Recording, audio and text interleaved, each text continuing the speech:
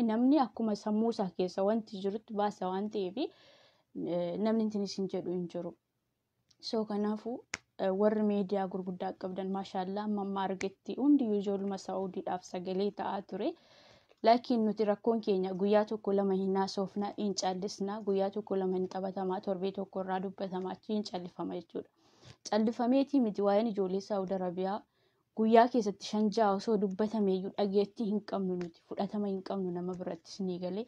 Yeroo gargaarsaa qofadha ijoolleen Saa'ud Arabiyaa kan barbaadamtu. Yeroo masjiida gadi dhaaban, yeroo miidiyaa Oromoo gadi dhaaban, yeroo dhukkubsataa gargaaran qofadha garee hiitanii akkaawuntii bantaniitiin kan jettan. Garuu ijoolleen Saa'ud Arabiyaa maalitti jirti?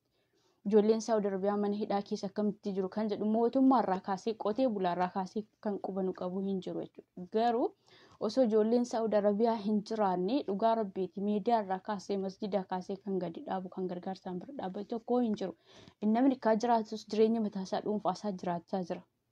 Isin galee ijoolleen Saa'udii garuu isheen kan ilmoo ishee guddifachuuf, isheen kan maatii ishee gargaaruuf, inni kan bultii isaa jabeeffachuuf asitti dararama jechuudha. Jaallatneetii miti shaatii kana nuni mana madaamii keessa kan teenyu.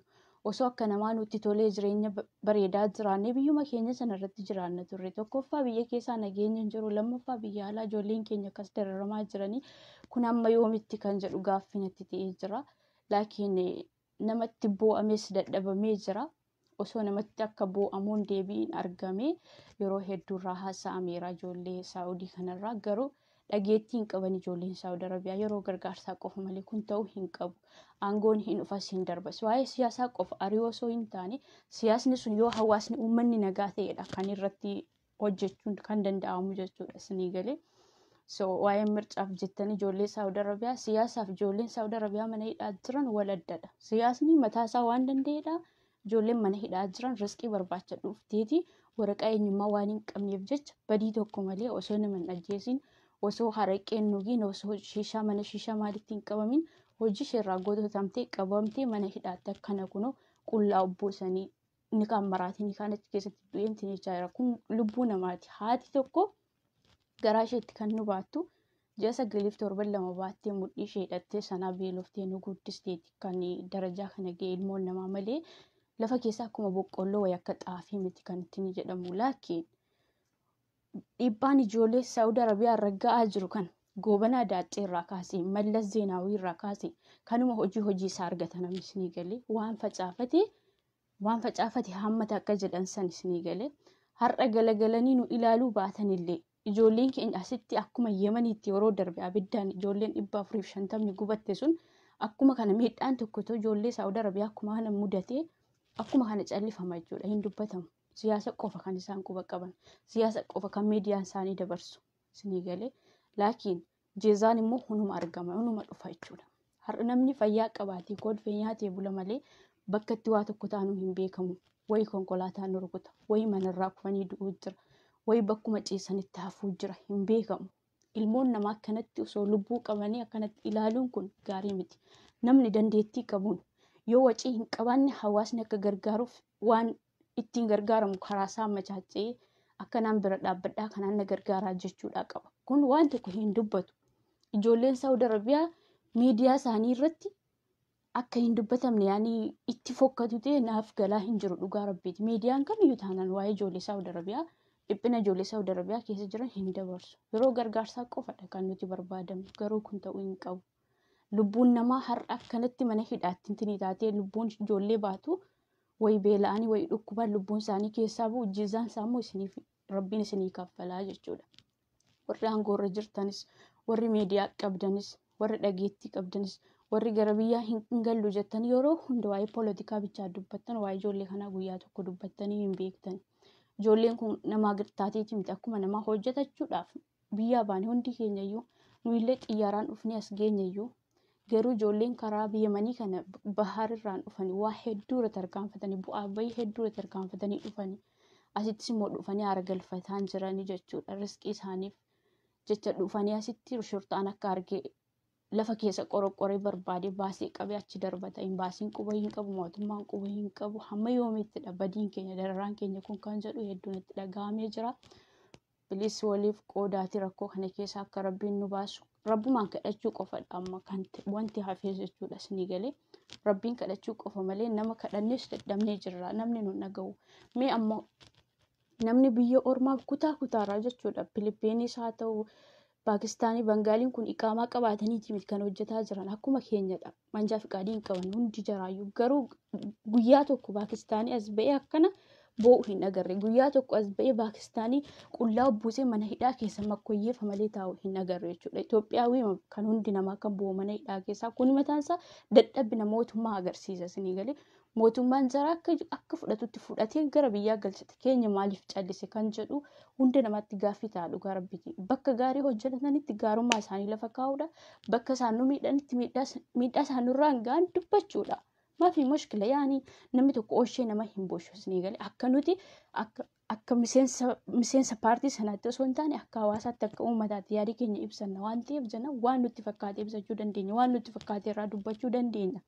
isinii galee yeroo rakkoon akkasii kun dubbatamu yaada fokkataa hin barreessinaaf koomentii jalatti jechuudha waan si mudachuuf deemu waan na mudachuudhaaf deemu nama mana madaa'ima isaatii 24 mana keessa waan hin dalaguuf malee akka ijoollee yatiima kanaa osoo mana badoo dalagee akkuma kana goototanii ganna baasu asuma yeroon isbaala baasu isbaala gatu qabamuu hin danda'a hin beekamu hojii rabbii soo kanaafuu aafiyaa har'a qabna nagaa har'a qabna malee bor waan nu mudatu hin beeknu aangoo kana irraas darbamuun hin danda'ama aangoo kana itti fufuunis hin danda'ama hin beekamu hojii rabbii bor waan nu mudatu ilmoo of jalaa qabu ilaalee namni waan tokko murteessuu danda'a namni kun garuu osoo ijaan ilaalu Yemanitti namni 450 akkanatti abiddaan gubate homaa hin dubbatan xaxxirraa achumaan hafee jechuudha dubbiinsaa ammas immoo kuma kana Saawudii osoo mootummaan Saawudii akkuma kana mana hidhaarra boombii darbatee buuse eenyu kan gaafatu eenyu mas'uultee kan ittiin jedhu tokko illee hin jiru nama hin qabnu kan bakka nuuf bu'ee nuuf dubbatu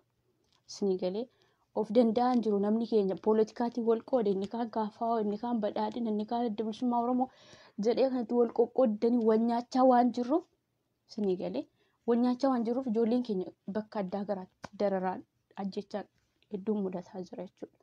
Ta'uu hin qabu kun waa'ee siyaasaa qofa oofuu hin qabdan siyaasni hin dhufas hin darbas dhaabni kun kufee sunis itti fufee kunis dhaabni siyaasni yaani waa'ee ijoollee kanaa wajjin waliin ilaallatu guyyaa tokko sa'aatiitti kennatanii osoo gabaastanii osoo irraa dubbattanii rakkoo qabaa warri miidiyaa OMNs ta'ee eenyu miidiyaa maqaan isaanii hin galu miidiyaa kan jiru hundaayyuu ergi miidiyaa uummata Oromoo ta'ee ergi sagalee hawaasaa dabarsuu ta'ee rakkoon ijoollee Saawudii maaf isin biratti mul'achuu dideedha ergaan kiyyaa inshaallah rabbitti harka ol qabuutu caala harka namaarraa osoo hin taane harka rabbiirraa furmaanni hin dhibu isiniinan jedha inshaallah keessa dabarre waan hundaayyuu gaafa nuuf darbe teenye intini jenna irra caalammoo waan nuti gochuu qabnu of eeggannoo nu barbaachisa ijoolleen keenya yeroo qabamtan harkaa fiigdanii ba'uuf akka yaaltan jirtanii yookiin na rukuta yookaan jettan jirtan yeroo rukuttanitti hin beekamu hojiin rabbii hojiin shayxaanaa bakka hin taane rukuttanii lubbuun nama sanaa sin harkatti ba'uu danda'a yeroo sana ziyaadaa adabbii badii tokko malee jarri sin qabudha sanitti yeroo dhufu sin miidhaarraan geessan ziyaadaa immoo mana hidhaatti yookiin waa tokko sin gochuu danda'u biyya ormaa jirra waan ta'eef humnaan sarkaa bu'uu yaadinaa ittillee naggaammatiin rukutuudhaaf jechuudha ammaas keessatti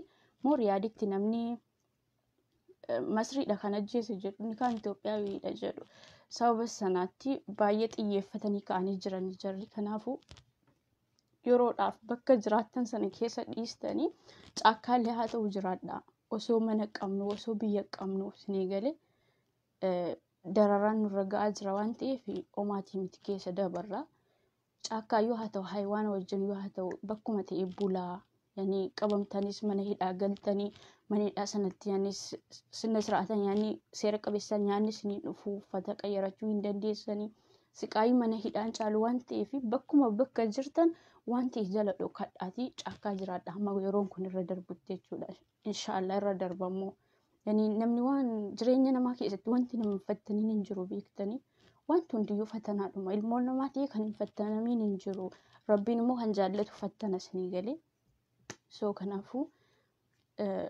nuti kana biraan natsaannatiin biyya kana hin jiru gadi baanee qilleensa fudhachuu hin dandeenyu. Kana biraan immoo akka nama ajjeesee akka nama badii tokko dalagee akka nama qabeenya namaa saameetidha kan dhumni keenya mana hidhaatti ijoolleen keenya akkana dararaman afaan Oromoo dubbataa dhugaa rabbii yeroo Oromoon aangoo qabatti keessatti namni keenya akkas dararaa guddaa irra ga'u jechuun baay'ee nama qaanfachiisa. Inshaallah waan marayyuu immoo namni kanuma facaafatee haammata akkuma jedhamu sana har'a nagaa qabaachuu keenya aangoodhaaf wal saamna malee boor wanti nu mudatu hin beekamu. Namni uummatatti darbe asalan lubbuun dheeratu. Beektanii Mallas Zeenaawwii waggaa 50 qofa kan inni jiraate kichuu kan isa kute immoo maayinni hojii isaati. Shira inni uummata irratti godhudha sanii galee barattoota marzii nyaachisee kan ficcisiisaa ture hojii sanatu lubbuu isaallee dhabamsiisee jechuudha. Saatii isaa osoo hin ga'iin inshaallah waan hundaayyuu bas rabbiin laaffisu rabbiin qajeelchu yaammaa sanama osoo lubbuu qabuu namatti cakkanu rabbiin jiisaa isaa kaffalu jennee bira darbina malee homaa jechuu hin dandeenyu. Dandeettii hin qabnu iqaamaa hin qabnu yeroo kana keessatti immoo nama iqaamaa qabutu iyyuu qabamaa jira jechuudha.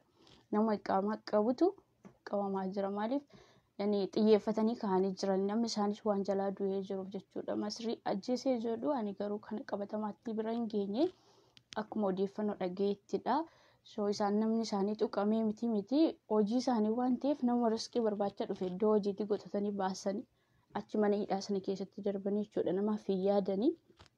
So mootummaan biyya kanas ta'e biyya keenyas nu dagatee jira. Gara jabummaa akkasii rabbiin namatti hin kennin wallahi hedduu nama gaddisiisa. Waan maraaf iyyuu inshaallah bas sabrii magoodha. Ammaaf caakkaallee haa ta'u jiraadha. Ijoolleen badoo dalagdan waan qabdan qabadhaa gudunfadhaati. Amma guyyaa lama waan nyaattan qabadhaati. Sanarratti immoo kan itti jedhe namni iqaamaa qabu mumkiin oksiisinii fiduu danda'a. Inshaallah akka rabbiin sin godhe taatu jechuudha achitti. Ahmed qoomee namni ilaala.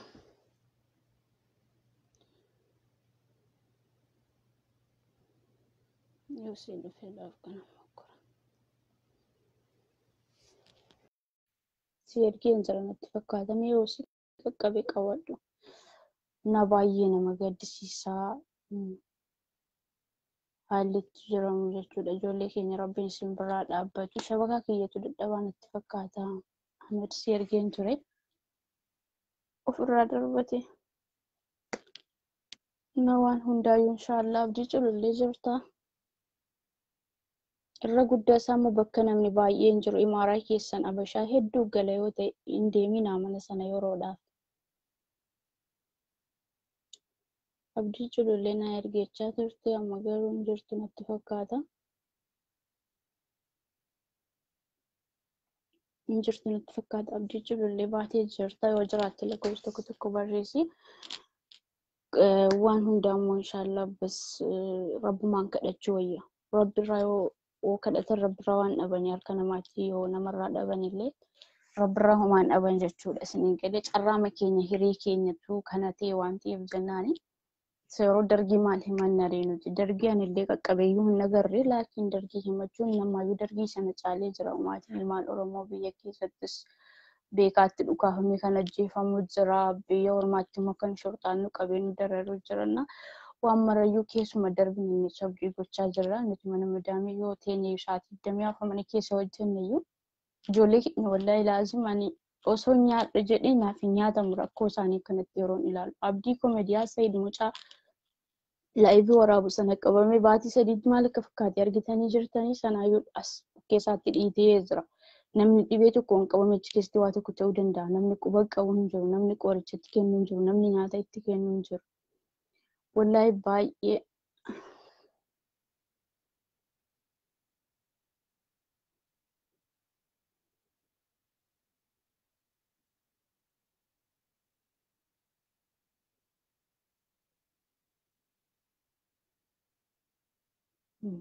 dhufu komentiin kee deebi'an malee dabalata. Inshaallah du'aayi magoodha. Ustaazonni beekaa wallaalaan wallahi hin callisinaa jeezaa isaa rabbirraa argattanii biyya kamuu jiraadha. Amma namni biyya Saawud Arabiyaa hin jiru jedha malee as keessaa kan fira dhabee hin jiru, kan jaalallee dhabee hin jiru, kan immoo biyya tokko ta'e ollaa ta'e kan biyyatti wal beeku Saawudii keessaa namni dhibee hin jiru jechuudha. irra guddaa isaa namni Saawudii dhufaa jechuudha. Bahaar irraanis ta'ee karaa Xalabaas. Maaliif biyyi kun akka ammaa kana hin turre isin galee yeroo duraa baay'ee namatti tola ture garuu amma argin koronaan dhufee asitti hedduu baay'ee haalli jiruuf jireenya ijoollee keenya harkaa badee jiruudhaan illee kanatti mana hidhaatti nu haarte jechuudha. Qonna koraa hoosii dhufeedhaaf. Tolebistee inni baalessi ergaa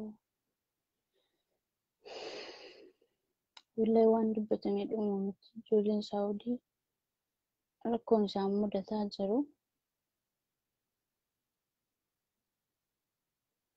Rakkoo hunda keenyaa ta'uudhaan qaba. Ijoolleen biyya jirtan ergi miidiyaa irra baatanii sagalee akkasiin taatan abdiin qaba inshaallah. Naaf hin baane kaameraan kee waan ofii keessaa bu'iitti deebi'u yookiin na callistanii ilaaluu hin qabdan isin jedha. Irra caalaa immoo du'aayii godha. Du'aayii rabbitti harka ol qabuutu caalaa isinii galee. Du'aayii gochuutu caala waan marayyuu inshaallah rabbiin hin laaffisa. Rabbiin illee keessaa nu baase jechuudha. Maaliif nuyi rakkina yanni waan nyaannu dhabne biyyaan baane garuu jireenya sanarra immoo maatii keenya fooyyessinee kan kanaa olii goonee agarsiifnaa jenneeti kan biyyaa dhufne qeerroo Oromiyaa konvaayintii kee jiraatti nan ilaala.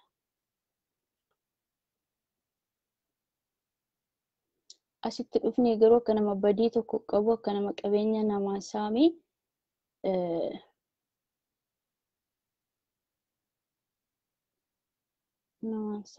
Neetwoorkii kootu baay'ee dadhabaadha waan ofii koo inni dhiifama naa godhaa warri ergachaa jirtan ofirraa darbata yeroon isin ergee jedhu. Maaliif namni yaada wal adda qaba hundi keessan irraa osoo yaada fuudhee natti tola laakiin shubukaatu addaa jira.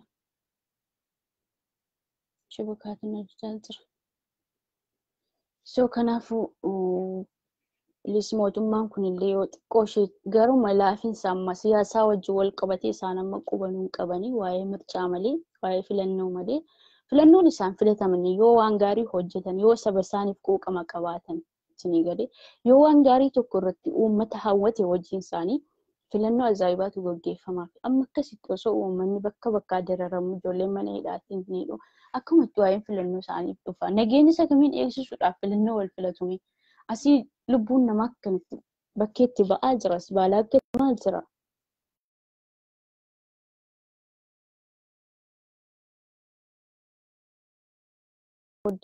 Filannoo isaanii gaggeeffatan hedduu namatti tola. Yeroo amma isaan dhimma dhuunfaa isaaniitii dursu malee dhimma hawaasaa dursaa hin jiranii abadan. Isa biyya keessa akkas mana hidhaa dararamu inni biyya ala akkas mana hidhaa dararamu wallaahi laazim ani yeroon taa'ee yaadu basma baara. Dubbachuudhaafis afaan nama qaba. Ibsuudhaafis namatti dhaga'ama isinii galee.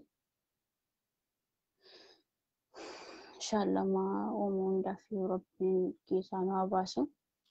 Beekamu taraan guyyaa nu ga'u nullee hundumni keenya falmatu nu eeggata. Namni obsa qabaayu wallaahi waggaa tokkoof meeqa yeroo achi keessa turreedhanii ergaa dabarfatanii wallaahi laazim ani bas waggaa tokko miti mana hidhaa halkan lama sadii buluun baay'ee ulfaataadha. Garuu giddii taanaan ijoolleen kun homa argatan nyaatanii homa argatan dhuganii lafa rafanii uffata maal dhabne osoo hin jedhin hamma kana dabarsanii garuu mootummaan kun hamma kana nuuf obsite ijoolleen kun akka jiraatan jedhee osoo takka garuma laafee dandeettii qabuun yoo baasii hin qabaanne illee na gargaaraadhe uummataan wallaahi laazim takkatti biyya galu turan ijoolleen kun garuu san bulanii oolanii achi deemuu as dhaquu filannoodhaaf hintanii jechuu kana bakka gaheen mataa isaaniiti.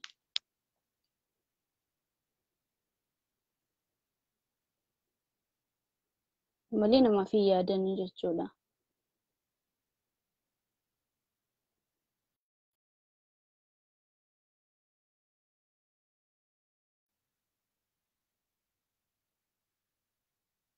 Ijoollee tokko baasaan jira isinii galee yeroo artistii sirba baasu yeroo rakkoon namaa dubbatamu mootummaan achirraa bu'u fakkaate akkas nu caalaatti deeggaraa turanii arraba kan dheeratan jiranii isaaniin baasaan jira.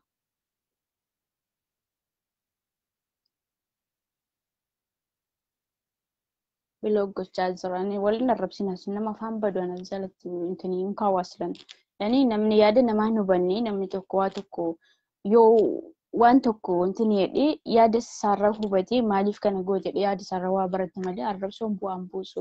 Isinii galee waggaa meeqaanii nama ganda tokko arrabsaa ture. Isaayyuu deebi'ee gaabbaa jira ammarraatti. Wallaalumsaadha nama arrabsuun beektanii? Nama arrabsuun wallaalumsaadha garuu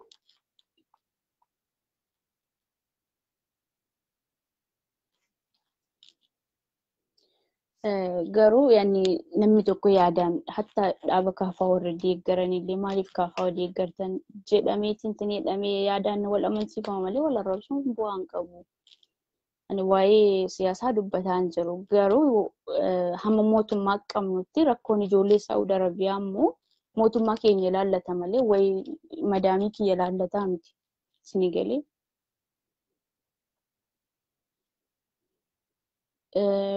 Baay'inti akkasiin galchinee fi wifi fi tuna diddaa jira. Ani wifi fi madaamii itti fayyadama daataa miti.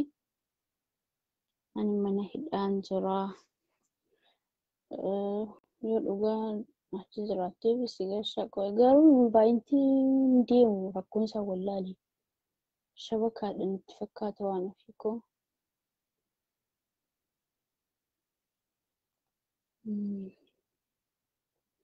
Ijoolleen baay'een ergataa jirtanii baay'intiin keessan dhufee asirratti mul'ata garuu gara keessan naaf hin dhufu. Rakkoo isaa wallaali.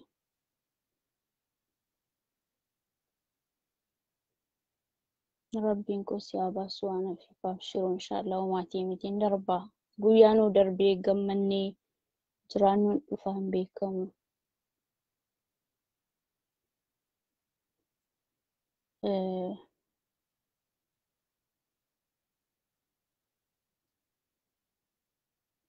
Guyyaan hin darba waan hundayyuu jechuudha.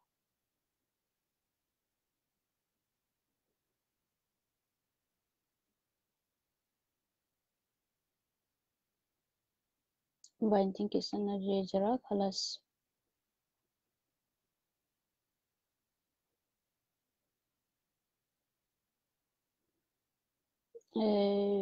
Boonsaa baalee mootummaa qabdanii silaa jettee mootummaa qabna turre mootummaa nuuf yaadutu xiqqoo ishee ijoollee Saa'ud Arabiyaa kanan tuffatanii malee maaliif nuyi kaddaamaadha shinti beetii miicina dubbannus dhageettii hin qabnu isinii galee malee ni qabna qabaachuu.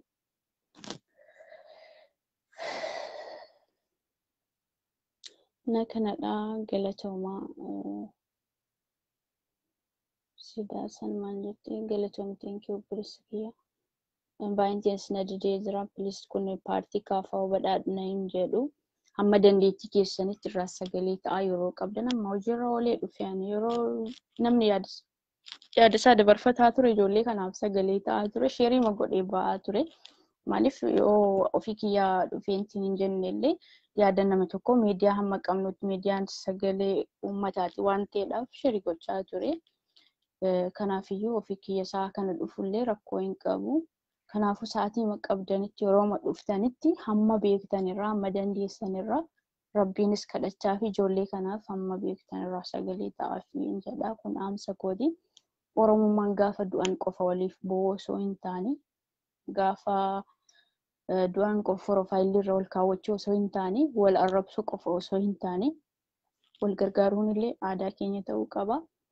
Waliif sagalee ta'uun aadaa keenya ta'uu qaba. Hawwii eenyu hundi deebbare.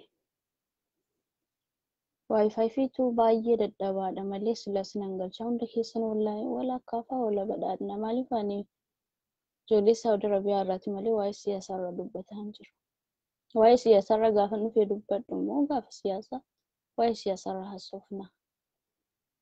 Ijoollee yaada badaa barreessitanii booddee nan komatina please.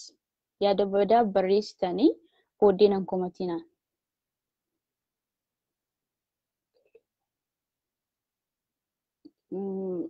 Rakkootii miti obboleessa kiyya waan kana jettee fi yaada keessirraa fuudha rakkoon qabu. Dhugaadha nama jechisiisa yeroo ammaa kana keessatti ijoolleen keenya akkas dararamaa jiran yoo nama jechiisa hin qabnu nama jechiisuus hin danda'a. Laakiin isumaafiyyuu kabaja kan ta'uu fi ijoollee kana yoo fudhate Dooktar Abiyyiin isaafillee kabaja ta'a. Amma ganda addaa inni miidiyaa irratti wanti darbaa jiru kun mootummaa Ameerikaatu argaa isinii galee mootummaa Faransaay mootummaa eessa argu maaliif lammiileen kun Itoophiyaadha isinii galee. Mootummaan Itoophiyaa immoo eenyu Dooktar Abiyyi Ahmed maquma isaafiyyuu isaaf tola ture osoo ijoollee kana gama danda'een itti rakkate xiyyaara 2-3 takka amma osoo deddeebi'ee xiyyaarri tokkumarraa 2-3 osoo deebi'ee takkaatti hin jechuu danda'a. Beenzilattiin xiyyaarri kun guutamee ijoollee kana fuudhamu dhibe yoo ta'e hawaasni inni masjidaaf birrii walitti buunni OMN fi miidiyaa Oromoo gadi dhaabuuf birrii walitti guuramu ijoolleen amma qabdurraa niyyattee kuma kana gargaaruu dandeessu yoo boci hin qaban yoo wanti biyya galchuu hin qaban laakiin callisanii akkuma kanatti ilaaluun kun isaafillee gaarii miti yani nama tuffachiisa isiniin jechuu barbaadeen. Inni akkasii inshallah rabbiin keessaa nu haa baasu waan hundaa keessa nu haa dabarsu du'aa godhaa bas waa hedduu jechuunis bu'aa hin qabu beektanii yani yoo namni tokko waan jennu tokko yoo dandeettii isaa qabaannee galmaan geenye malee amma miira keessa galee waa hedduu hojjennee waan sana gochuu hin dandeenyu. Akka guyyaaf hamma ijoolleen kun osoo guyyaa tokkotti gara biyyaa galanii anaaf gammachuudha. Garuu dandeettii isaa hin qabu. Isinii galee dandeettiin ani qabu asirraan waan tokko lama yaada kiyyarraa isiniif qoodu. Isinirraa yaada 2-3 fuudhu. Bas kanarraan kana fi yaada kana immoo cuunfee kan hojiirra oolchuu qabu eenyu mootummaadha. Isinii galee waan isheen haasoftu waan inni haasawu waan miidiyaan dabarsu isinii galee garuu amma rakkoon keessan bakka har'a dubbattan boriin dubbatamaa iftaaniin dubbatamaa achi hin callisamaa laqee inni irraanfatamaa jechuudha. Isinii galee kanaafuu akka dagatamuu hin qabnetti yeroo mara yaani hojii makeenya jettanii yeroo as baatan waa'ee siyaasaa dhiistanii siyaasni abbaa qabdi. Isinii galee adda bilisummaa Oromoos kan ta'e dhaaba ganamaati. Kaafaawus kan ta'e dhaaba jiru badhaadhinas yoo ta'e badhaadhiin injifatee kaafaawun injifatee adda bilisummaa Oromoon sanuma yaa'anii isinii galee hundumtuu Oromoodha. Yaadaan tokko wal addaa ta'ani malee diina keenya miti isinii galee garuu kamtu Oromoo hojjeta isa jedhu immoo nuti irratti yaada intineedha malee nuyi wal jibbuu hin qabnu wal balaaleffachuu hin qabnu yeroo kaafaawa keessaa namni tokko miidhamu itti gammaduu hin qabnu yeroo badhaadhinni keessaa namni tokko miidhamu itti gammaduu hin qabnu. Maaliif yeroon kun yeroo itti walitti gammadan osoo hin taane yeroo walitti kolfan osoo hin taane yeroo walirratti wal gargaaran dandeettii qabanii wal bira dhaabbatanidha isinii galee. Kanaaf waliin balaaleffatina. Dhaabni sunis hammaatti haa jiraatu isinii galee. Nafxanyaan amma teessoo mana qabdi Oromoon paarlaamaa keessaa kan jedhu hinaafu isinii galee amma kaafaa akka baay'insa keenya osoo ta'e qalbiin keenya silaa yoona kana Ameerikaa waliin walitti buusuu danda'a ture uummanni Oromoo walii galteetu hin jiru garuu isinii galee siyaasni Abiyyiif siyaasni Jawaar wal addadha isinii galee siyaasni Jaal Daawud Ibsaaf siyaasni Marroo wal addadha isinii galee walii isaanii yeroo yaadaan wal dhaban nuti immoo sababa jarri wal dhabaniif jecha jibbaa wal gidduutti uumni yaani akka xalaataatti wal ilaaluu hin qabnu. Yaadaan wal amansiisuu isinii galee nuti dhaaba bor dhufee darbuuf jecha akka diinaatti wal ilaaluu hin qabnu.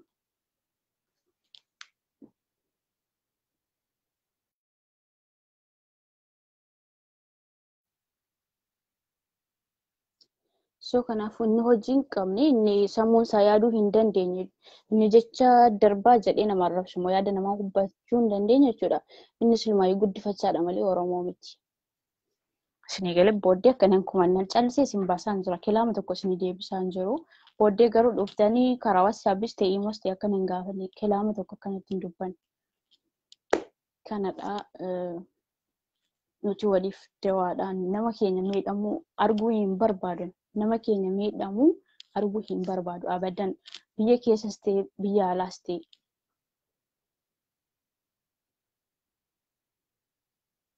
Isinii galee biyya keessas ta'e biyya alaas ta'e miidhama Oromootti hin gammadu ana abadan isinii galee. Mucaan gadda Wallagga keessatti du'e hedduu garaa kiyya nama deesse du'a Haacaaluu Hundeessaa duubatti na deebise isinii galee. Du'a lammaffaa immoo du'a mucaa Wallagga keessatti namni to'annaa seeraa jala oolee nuyi kan beeknu to'annaa sana seeraa jala ergi oolee tarkaanfii seeratu irratti fudhatama malee itti dhukaasanii ajjeesuu awwal marra kanan argan awwal marra isinii galee kun tuffii uummata Oromoo agarsiisa. Laakiin namni bakka waan gaarii hojjetetti waan gaarii isaa sanatu odeeffama. Namni yoo dhiibbaa namarraan ga'e dhiibbaa isaa sana haqiiqa dubbatama. Anaan yoo amma hawwaan bakka hin taane tokko jiraatte bakka sanatti na jabeessuu qabda. Osoo hin taane badii sanarraa kan fooyyee bor argamuudhaaf jecha na gorsitee bakka sanaa na qiiqxe na deebisuudhaaf qabda. Yoo na deeggarta ta'e masalan yoo ana hojii wayii qabaate jechuudha. Isinii galee namni tokko kan qeeqamu aangoo sanarraa haa bu'uuf miti. Namni tokko kana nu godhe kan jedhamu waan keenya ta'eef waan uummata Oromoo bakka bu'ee waan hojjetaa jiruuf isinii galee namni hojii kana keessa osoo hin jiraanne namni maqaa isaa kaasuu hin jiru. Garuu bakka nu bu'ee hojjetaa jira mootummaan kun jedhee namni hin qeeqa. Qeequun maangoo